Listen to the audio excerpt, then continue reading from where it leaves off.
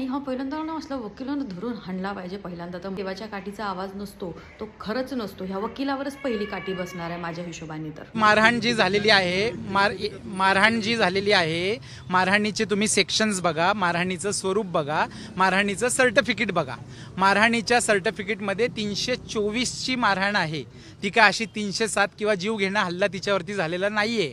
म्हणजे काय, नवऱ्यानं फक्त एक नॉर्मल चापटतं दिली आहे, वेगळं असं काय केलं आहे. आणि हे चालतं, म्हणजे नॉर्मल आहे. ही गोष्ट काही खूप अशी वेगळी नाही आहे. एवढं काय हिने मोठं पाऊल उचलायचं, नॉर्मल एक कानाखाली दिल्यानंतर हिनं एवढं मोठं पाऊल उचलायची गरजच नाही आहे.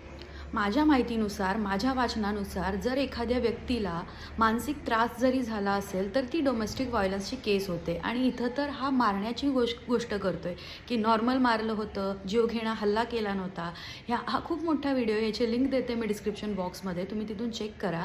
याचं असं म्हणणं आहे की तिच्यावर जीवघेणा हल्ला झालेला नाही आहे, तिला नॉर्मल किरकोळ मारहाण झाली आहे आणि त्यामुळे एवढं सगळं काय तुम्ही रिॲक्ट करायची गरज नाही आहे. त्या मुलीनं जीव दिला त्याचं तर कारण काहीतरी तो भलतंच सांगतोय.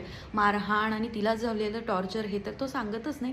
मला असं वाटतं की कुठल्या जगात वावरतोय आपण. म्हणजे काय एका स्त्रीची काय किंमत राहते.